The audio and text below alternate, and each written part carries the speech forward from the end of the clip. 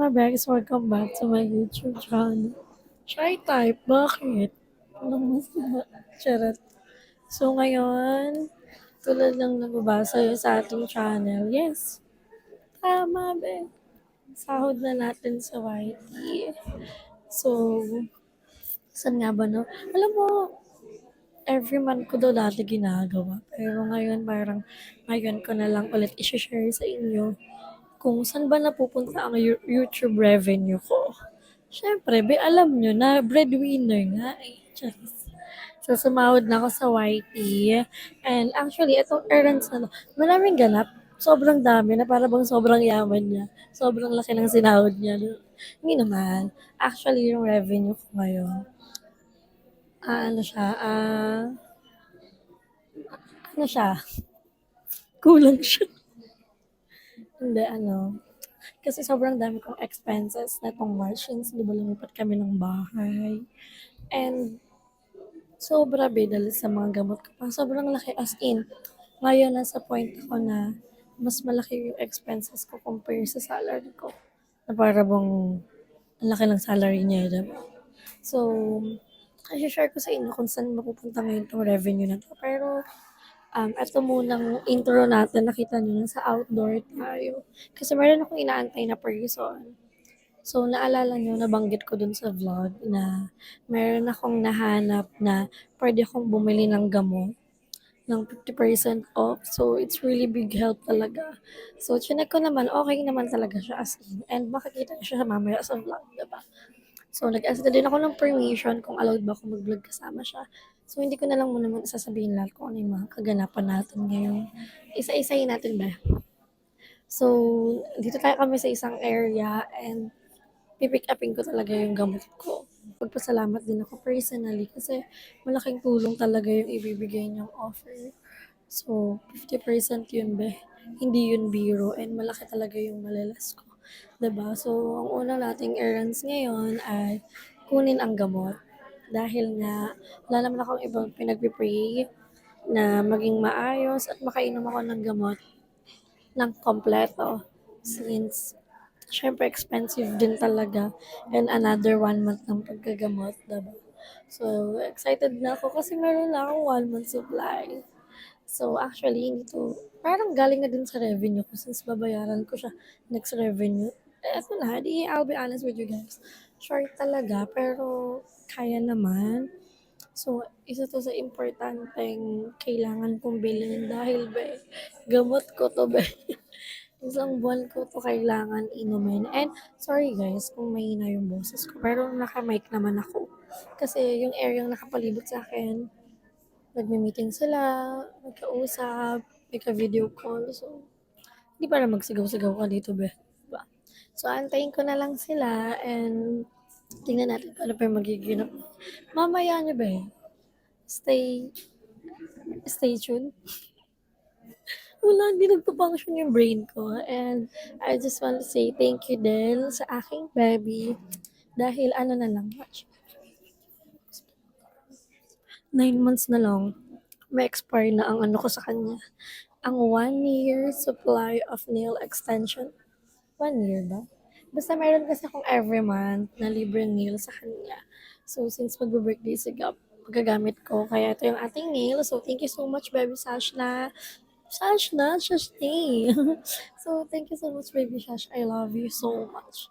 So, baka sabihin niyo, Be, wala ka ng pera, nagpapanails ka pa. Hindi yun ganun.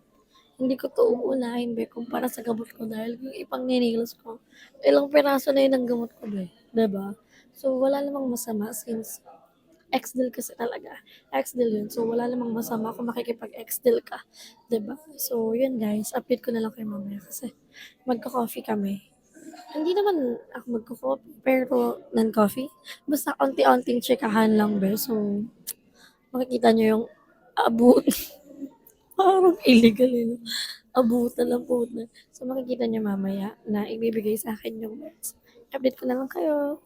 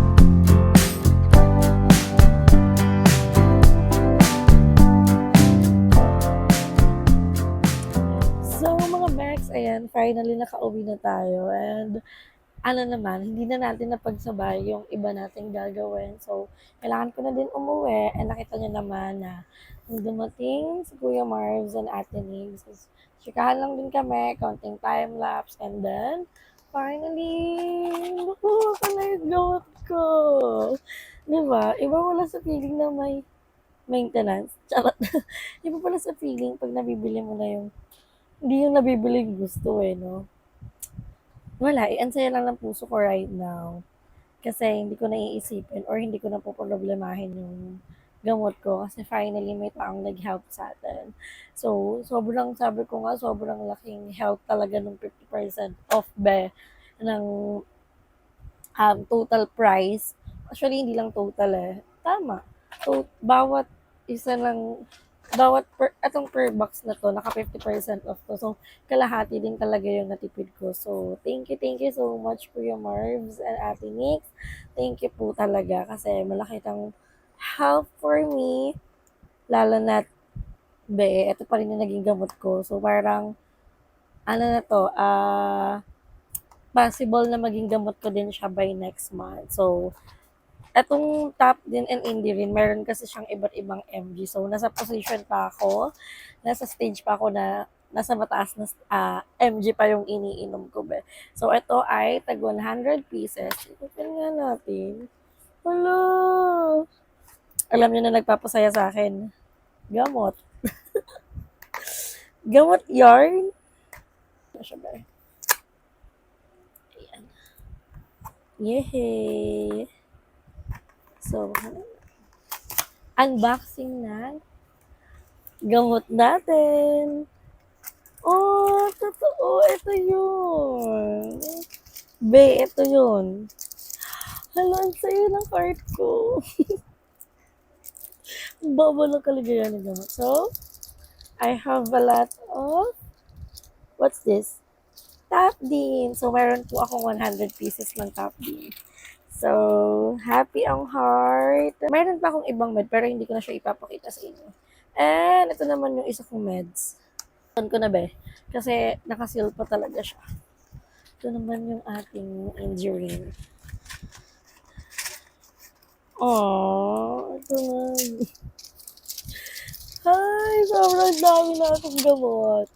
Hindi to pera, pero, ang saya-saya ng puso ko. Yan. So, finally, meron na tayong 1 month and a half, 1 month and 2 weeks, or 6 weeks ko lahat. Meron na tayong medicine. Thank you so much, Kuya Marvs and Ate Nix, kasi buti na lang nagkita-kita tayo and buti na lang talaga na message ako ni Kuya Marv. So, thank you so much po. See you soon po ulit and sana makapag-banding tayo kasi parang bitin po yung chikahan talaga natin nung araw na to, diba? So, see you soon po. Ingat din po kayo palagi. And, super duper thank you po sa help na binigay niya for me. So, finally, meron na tayong gamot. And, ayan, i-share ko naman sa inyo kung ano pa yung magiging errands natin after ng vlog, after ng clip na ito. So, i-update ko na lang kayo. Our hearts beat to the city streets, we began to feel the fire. We rise like tall buildings as the chemicals they take us higher. The night's young and it's just begun as she puts her hand in mine. We wanna chase the night, wanna dance to the light, pull the stars from the sky, just two hearts running wild. Never sleep, never stop, as we shout from the top. We're gonna be two hearts running wild.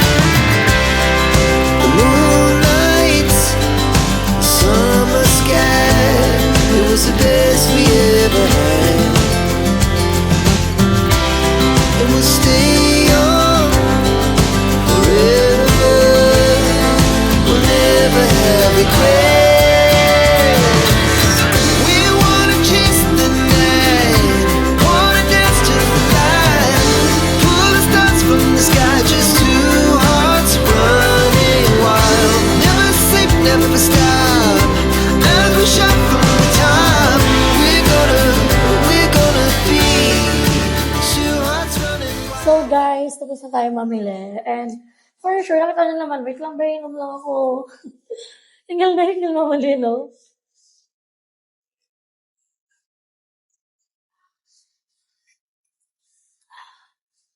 Sarap ng water. Sarap ng water, lube. Hirap mamili mag-isa, be. As in. Super hirap.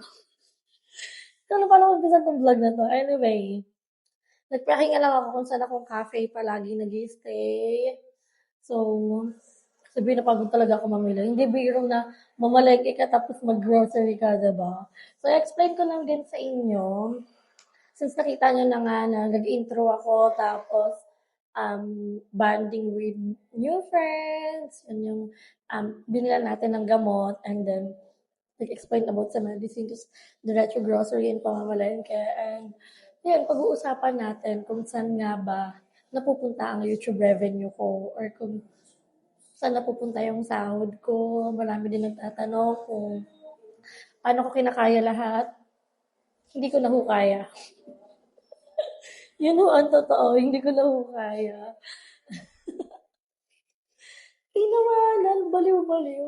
Hindi, sobrang hirap hindi maging madaling maging single mom while ikaw yung breadwinner ng family. And normally, kung saan man napupunta yung YouTube revenue ko, sa bills, sa needs ni Gab, nagkakaroon din ako ng utang every time na nasa-short ako. So, ngayon, kung makikita nyo, namalengke ako. Yung ibang pinamalengke ko doon, gagamitin yun para sa salubong birthday ni Gab. Kasi nga, maabangan nyo, makikita nyo naman yung explanation ko sa next vlog kung ano bang magiging celebration ni Gab. And actually, hindi yun solo sa celebration. Basta malalaman nyo, tsaka ko nasasabihin sa inyo pag nandun na tayo. And anyway, yun nga. So, namili ako. Itong grocery ni Gab, hindi pa ho yun yung grocery ko talaga. Hindi ho yun yung ganun yung monthly grocery nila. Nagkataon lang na walang stock yung malaking gatas. Kaya ako nagstay dun sa medyo maliliit. And napalitan ko din yung gatas ni Gab. Actually, nag-verge 3 na siya talaga before. Napalitan namin yun ng non-pro, be. Diyos ko, kung kailan may sakit ako nag-non-pro siya. Tapos, nawala din. Hindi niya na din nagustuhan. Kasi, bago kami dumating dun sa point ng non-pro, tawag dito, tinry ko muna lahat ng milk like Nido, lacto, halos lahat, be. Tapos, dun lang siya naging okay. Tapos, katagalan, ayaw niya na din. Kaya, bumalik na din kami sa Birch Tree. And, medyo malakas pa rin dumedi si Gab. Malakas din siya kumain. Habang malakas siya dumedi, yun, ano din, wala namang problema. And hindi ko naman pwedeng tipidin yung bata. 'Di ba? And mahirap to dahil wala ka talagang katulang. Pero, responsibility ko to. Responsibilidad ko to. Kaya nga sabi ko sa inyo, huwag kayo mag-aanak kung hindi kayo financially stable or hindi pa kayo handa or kung maling tao pa yung magiging tatay ba. Diba? So, sobrang hirap. And sa needs ni Gabi, hindi din biro. The more na lumalaki siya, the more na lumalaki din yung expenses niya. Especially ito, mag-aaral na siya ulit. And, ang hirap. Walang verb today, no? Ano lang naman yan, yung lagi mong sasabihin na hindi mo kaya, pero after makapag-provide ka, some point masaya, some point madidrain ka kasi, syempre, walang matitira sa'yo. Wala kang mabibili for you. Ang nabili ko ata ngayon sa grocery, yung feminine wash ko. Tsaka yung sanitary napkin ko. Yun lang. Pero okay lang yun. Ganun talaga buhay. That's a life. Wala tayong magiging choice kundi mag-grind na mag-grind. Kaya nga tingnan nyo, di ba? Kahit anong hirap, kahit anong ilang viewers lang yan, hindi ako nagre-reklamo. The more na wala akong inaagabyadong tao at the more na nag-grind ako, grind na ng grind. Hinahantay ko na lang din makapag-work ako para magkaroon pa ako ng ibang income. Kasi kung mag-base lang ako dito, hindi kasi to lifetime. Alam nyo naman nga, na hindi lifetime ang pagiging content creator. Pero, kailangan ko pa rin maghanap pa ng iba pang passive income para makabayad din ako sa ibang mga nautangan ko before. Tapos, kung paano ko siya kinakaya. May mga taong nag-help din sa akin, especially dun sa unang-unang month na nagma-medicine ako. So, thank you so much to ate. Alam niya na yan kung sino siya. And wala na akong pupunoblamahin sa gamot.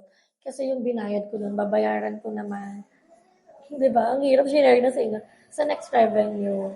So, ganun lang yung life. Umiikot lang yung pera. Hindi mo pa sahod, nagagalaw mo na yung sahod mo, be.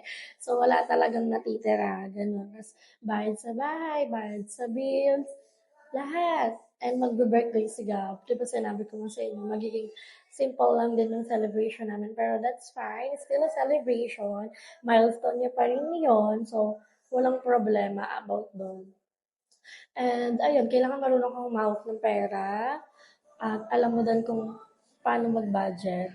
So, speaking of budget, kay Gab, may nakalaan akong budget sa kanya.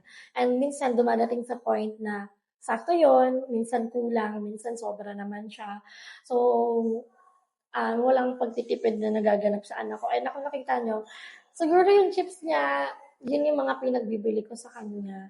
And actually, meron naman tindahan doon na pwedeng bilhan pag nauubusan siya ng stocks. Kasi hindi ko din ako buhos.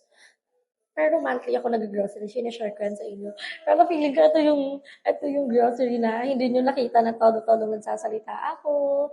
Kasi sobrang daming tao dun sa grocery store. So, kung halang nakuha ang babae, and para naman nun sa anak ko, nakita niyo naman lahat yun para na kay Gab.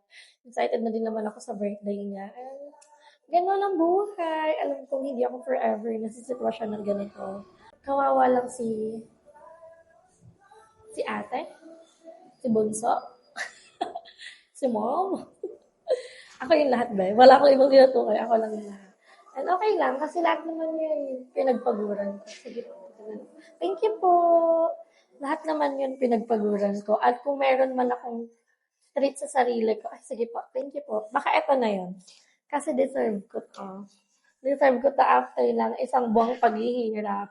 Nakuha na natin yung pinaghirapan natin ng February. So, itong pinaghihirapan ko ng March. Sa April pa natin to aanihin na baka wala na tayong anihin, be. Masaya naman. Dumadating lang sa point na madidrain ka talaga. At hindi yun naiiwasan. Normal yun sa pagiging breadwinner. Normal din yun sa pagiging single mom. Alam mo ako reklamo, be. Wala akong karapatan magreklamo. Ganun. And happy! Marami akong dream na naisang tabi kasi kailangan ko muna mag-provide. And for sure, I know hindi ako forever na magiging provider except sa anak. So, tiis-tiis lang. Walang ibang word, walang ibang kundi magtiis ang babaeng ito. 'Di ba? So, gusto ko lang din magpasalamat sa inyo guys kasi kung hindi din naman dahil sa inyo, hindi ko magagawa tong mga pagpo-provide ko sa family ko, sa anak ko. So, makakabawi din ako sa sarili ko. Kasi ngayon kailangan kong i-priority yung health ko. Kailangan magtuloy-tuloy na magkaroon ng magandang resulta. Alam ko naman, magaling si Lord, di niya ako papabayaan. Kayang-kaya ko to. Ako pa, ang dami na natin pinagdaanan. Iiyak lang ako. Iiyak muna ako sa isang bagay bago pa siya gawin. Kasi alam kong kakayanin ko naman, di ba? Wala ka mang shoulder or balikat na sasandalan, hihingaan, or balikat na nandyan para sa'yo. Siyempre, meron naman tayong floor na pwede tayong lumuhod and then kausapin si God, diba? Shout out to all breadwinner out there, sa mga taong nagpro-provide, sa mga single mom guys. I'm so very, very proud of you. Ang galing-galing niyo. Ang galing-galing natin. Grabe, nakaka-amaze. And ito na yung adult things, be. Ito na yung buhay na hindi na ako 14 years old, kundi 23 years old na ako, na ito na yung mga pinagdadaanan ko in life. Kaya, sabi ko nga sa inyo, ang buhay ay hindi karera. Parang sabihin yun ba? Parang di ba yun sinabi? Hindi, totoo yan. May kanya-kanya tayong timeline, may mga kanya-kanya tayong achievement, big man yan or small, still achievement. May mga kanya-kanya tayong pinagdadaanan. Walang bayad ang pagiging mabuting tao, diba? So, ayun. Kaya natin to. Walang imposible kung susubukan natin. And yung tinatanim natin right now, aanihin din natin yan sa future. Magiging maayos at alam mo yun, successful din ang lahat. Sana, kung ano man yung problemang dumating sa buhay, sana kayanin natin lahat, 'di ba? So, maraming salamat sa inyong mga bets. Mahal na mahal ko kayo. Salamat po sa patuloy na pagsuporta sa babaeng ito, 'di ba? Sana wag ko kayong magsawa kasi lahat ng 'to ay ginagawa ko para kay God, para sa family ko, at para din gumaling ako. 'Di ba? So, thank you so much everyone. And sana meron kayong natutunan sa vlog ko na ito. Sana may napulot kayong aral, be. And ito na yung vlog na pinakamagastos. Iyak na ako. Sobrang magastos, 'di ba? Pero gano'n talaga. And yun, hanggang dito na lang muna mga bebs. Dito ko na tinatapos ang ating video. Don't forget to like and share this video and mag-subscribe na po kayo sa aking channel. Pero kung di ka mata and magkita-kita po tayo sa aking next video. Bye!